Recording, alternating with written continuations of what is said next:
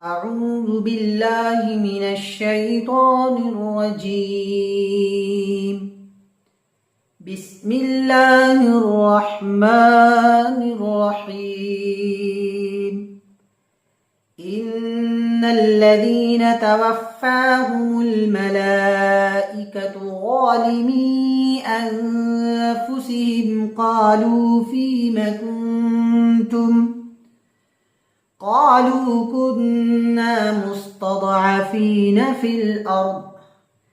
قالوا ألم تكن أرض الله واسعة فتهاجروا فيها فأولئك مأواهم جهنم وساءت مصيرا.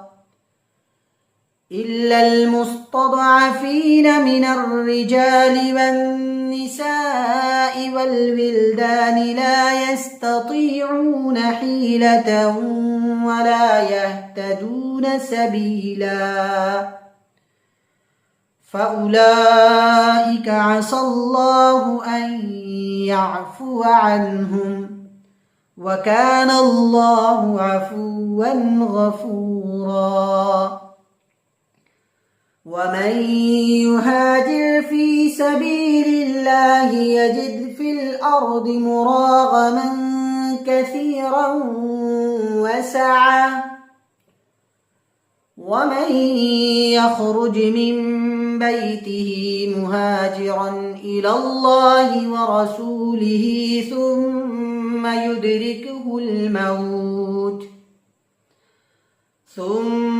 يدركه الموت فقد وقع أجره على الله وكان الله غفورا رحيما.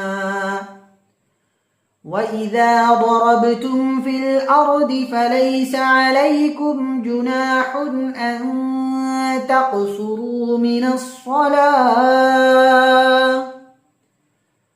إن خفتم أن يفتنكم الذين كفروا إن الكافرين كانوا لكم عدوا مبينا. وإذا كنت فيهم فأقمت لهم الصلاة فلتقم طائفة منهم معك وليأخذوا أسلحتهم فإذا سجدوا فليكونوا من ورائكم ولتأت طائفة أخرى لم يصلوا فليصلوا معك وليأخذوا حذرهم وأسلحتهم. ود الذين كفروا لو تغفلون عن أسلحتكم وأمتعتكم فيميلون عليكم ميلة واحدة.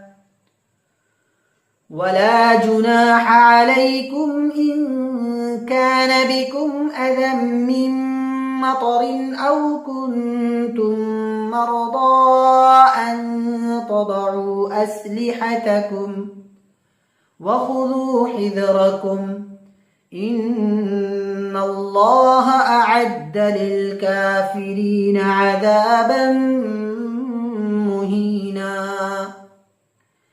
فإذا قضيتم الصلاة فاذكروا الله قياما وقعودا وعلى جنوبكم فإذا اطمأننتم فأقيموا الصلاة إن الصلاة كانت على المؤمنين كتابا موقوتا.